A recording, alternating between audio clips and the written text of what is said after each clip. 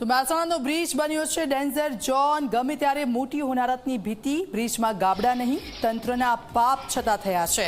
લોખંડના સળિયા બહાર આવતા અકસ્માતમાં ફફડાટ જોવા મળી રહ્યો છે। વિરમગામ રેલવે લાઇન ઉપરનો આ બ્રિજ ડેમેજ હાલતમાં છે।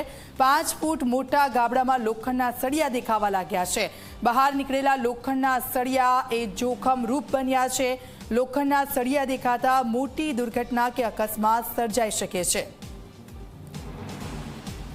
તો મહેસાણાનો આ ઓવરબ્રિજ જુઓ ને તેની હાલત જુઓ આપ। જે મોટા ગાબડા પડ્યા છે, ગાબડામાંથી સળિયા પણ દેખાઈ રહ્યા છે અને તેના કારણે અકસ્માતનો ભય સતત સતાવી રહ્યો છે।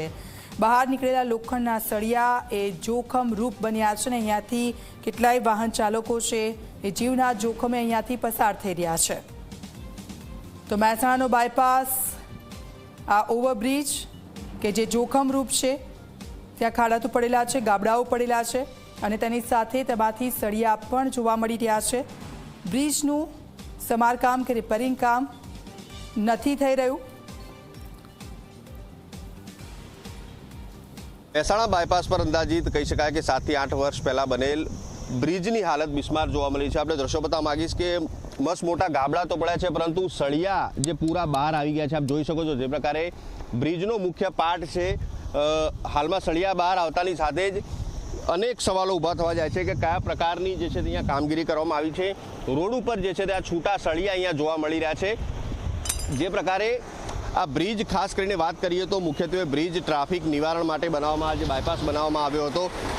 અમદાવાદ તરફ જવું હોય કે અમદાવાદ તરફ જવું હોય ભારે વાહનો અને જે છે તે વાહનો માટે આ બ્રિજ ખાસ કરીને બાયપાસ એક તૈયાર કરવામાં આવ્યો હતો। બાયપાસ પર જે આ બનેલા બ્રિજો છે, હાલમાં તો કહી શકાય કે જે પરિસ્થિતિ જોવા મળી રહી છે, પાલાવાસણા પાસે આવેલો આ બ્રિજ છે, રેલવે લાઇન ઉપરથી આ જે પસાર થતો બ્રિજ છે, એમાં આપ જોઈ શકો છો 5 ફૂટથી મોટું ગાબડું હાલમાં જોવા મળ્યું છે। ખાડા તો પડ્યા છે, પરંતુ તમામ જે સળિયા કહી શકાય કે બહાર આવી ગયા છે। એટલે અચાનક કોઈ પણ રાત્રિના સમયે જો વાહન ચાલકો અહીંયાથી પસાર થતો ત્યારે કોઈ અનિચ્છનીય ઘટના ઘટી શકે છે, કોઈ દુર્ઘટના થઈ શકે છે। પરંતુ હાલમાં ખાડો પડવા છતાં, સળિયા બહાર આવવા છતાં તંત્રના જે છે તે પેટનું પાણી નથી હલી રહ્યું। તંત્ર દ્વારા કોઈ પણ પ્રકારની હજુ સુધી કાર્યવાહી કરવામાં નથી આવી રહી। તંત્ર કહી શકાય કે હાલમાં કુંભકર્ણની નિંદ્રામાં ઊંઘ્યું હોય તે પ્રકારના દ્રશ્યો જોવા મળી રહ્યા છે। હવે જોવું રહેશે કે તંત્ર ક્યારે જાગે છે અને આ જે છે તે બ્રિજનું સમારકામ શરૂ કરે છે।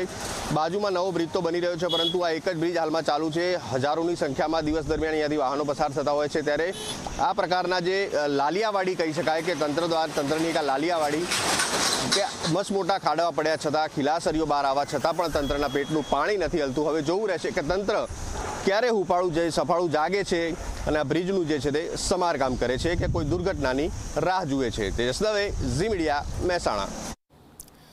તો આપ જુઓ, મહેસાણાનો બાયપાસ ઓવરબ્રિજ છે, તેના ગાબડા પૂરવામાં તંત્રને કોઈ રસ નથી। મોટી દુર્ઘટના થશે અને ત્યાર પછી જ ત્યાં કોઈ કામગીરી થશે તેની રાહ જોઈ રહ્યું છે તંત્ર। કારણ કે આપ જુઓ, મોટા ગાબડા પડી ગયા છે અને અહીંયાથી વાહન ચાલકો દરરોજ જીવના જોખમે પસાર થઈ રહ્યા છે। ત્યારે સવાલો અનેક થઈ રહ્યા છે આ બ્રિજને જોતા કે તંત્ર હજી સુધી કેમ નિંદ્રાધીન છે?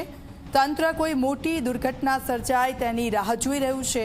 સવાલ મોટો એ જ થઈ રહ્યો છે કે અત્યાર સુધી તંત્રને આ ગાબડા દેખાતા નથી, પરંતુ આ એક મોટી દુર્ઘટના થશે ને ત્યાર પછી જ જાગશે। અત્યાર સુધી બ્રિજનું સમારકામ કેમ શરૂ ન થયું? તંત્ર ટેક્સ લે છે છતાં સુરક્ષિત રસ્તા કેમ નથી મળતા? શું આ ભ્રષ્ટાચારનું ગાબડું છે? જે સવાલો થઈ રહ્યા છે અને સ્વાભાવિક છે કે થાય, કારણ કે આપ જુઓ, ટેક્સ તો વસૂલ કરવામાં આવે છે, પરંતુ જે રીતનો ટેક્સ લેવામાં આવે છે તે પ્રકારના રોડ રસ્તા સારા આપવામાં નથી આવતા અને અહીંયાથી જતા કેટલાય લોકોને અકસ્માત પણ નડ્યો હશે, કેટલાક લોકો બચી પણ ગયા હશે। પરંતુ આ તમામ વસ્તુ અત્યાર સુધી દેખાશે નહીં તંત્રને। જ્યારે કોઈ મોટી હોનારત થશે અને પછી તાત્કાલિક તંત્ર દોડતું થશે।